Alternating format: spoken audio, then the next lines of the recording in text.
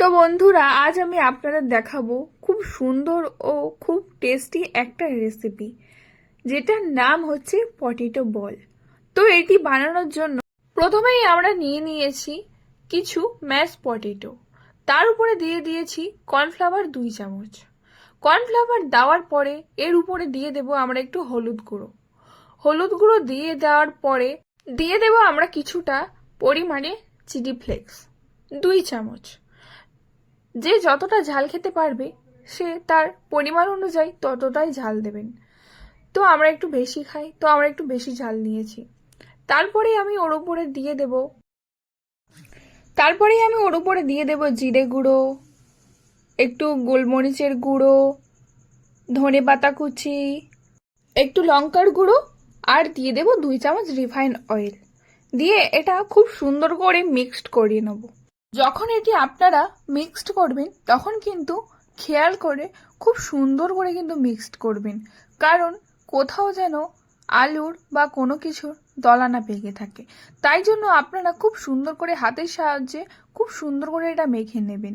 যেমনভাবে আঠা মাখে তেমনভাবেই ঠিক আপনারা মেখে নেবেন। যখন এটা মাখা হয়ে যাবে তখন হাতে একটু তেল লাগিয়ে নেওয়ার পর ওই ডোটা ছোট ছোট করে লেচি কেটে হাতের সাহায্যে গোল গোল আকার শেপ দিয়ে নিতে হবে। আমি এখানে সব ডোটা কিন্তু গোল গোল শেপ করে নিয়েছি। আপনাদের পছন্দ অনুযায়ী আপনারা আপনাদের ইচ্ছা মতো শেপ দিতে পারেন। যার যেটা পছন্দ আপনারা সেই রকমভাবেই শেপ দেবেন, কিন্তু এটি বেশি মোটা অথবা বড় আকারের শেপ দেবেন না, কারণ বড় আকারের শেপ দিলে সেটি ভাজার সময় খুব প্রবলেম হতে পারে। তাই জন্য আপনারা একটু ছোট ছোট শেপের আকারে বানিয়ে নেবেন।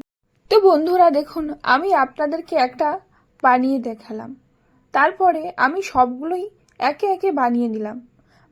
তারপরে কড়াই যখন একটু গরম হয়ে আসবে তখন কড়াতে একটু বেশি পরিমাণের তেল দিয়ে দেবেন।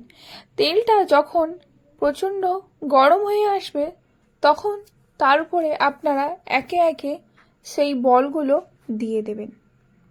যখন আপনারা কড়াইতে বলগুলো এক এক করে ছাড়বেন তখন কিন্তু একটু সাবধানে ছাড়বেন, কারণ প্রথম বলটি ছাড়ার সময় আমার কিন্তু একটু ছিটকে এসেছিল। তো আপনারাও একটু সাবধানেই এটি করবেন। তারপরে দেখুন একে একে কড়াইতে আমি সব বলগুলো ছেড়ে দিয়েছি। একটু সাবধানে ছাড়বেন, কারণ গায়ে গায়ে লেগে গেলে তখন জুড়ে যাবে। তো আপনারা খন্তি দিয়ে বলগুলো নাড়তে থাকবেন যাতে বলগুলো একে অপরের সাথে জুড়ে না লেগে যায়। তো খন্তি দিয়ে নাড়তে থাকবেন, কারণ নিচে পুড়ে যাওয়ারও একটা সম্ভাবনা থাকে। তো খুব সুন্দর করে নাড়াচাড়া করে বলটা কিন্তু ভালো করে ভেজে নিয়ে একে একে তুলে নেবেন। যখন একটু ব্রাউন কালার হয়ে আসবে তখন বুঝতেই পারবেন যে বলগুলো হয়ে এসছে। তারপরে আপনারা একে একে সব বলগুলো তুলে নেবেন। তো আপনারা দেখতেই পারছেন এখানে আমার সব বলগুলো ভাজা হয়ে গেছে। তো আমি একে একে সব বলগুলো তুলে নেব। তারপরে আমি ওর উপরে একটু ম্যাগি মশলা ছড়িয়ে দেব, যাতে ওর টেস্টটা আরও দ্বিগুণ হয়ে যায়। ম্যাগি মশলা ছড়িয়ে দেওয়ার পর খুব সুন্দর করে মিক্সড করে নিয়ে তারপরে সসের সাথে পরিবেশন করুন এই সুন্দর রেসিপিটা। এটা খেতে কিন্তু খুবই টেস্টি ও খুব সুস্বাদু হয়। আপনারা বাড়িতে অবশ্যই একবার এটি ট্রাই করে দেখতে পারেন যে এটা কতটা সুন্দর খেতে হয়। তো আপনারা অবশ্যই এই রেসিপিটা ট্রাই করে দেখবেন বাড়িতে।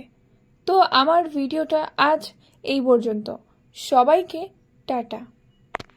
দেখা হচ্ছে আবার নেক্সট ব্লগে। তো আজ এই পর্যন্ত।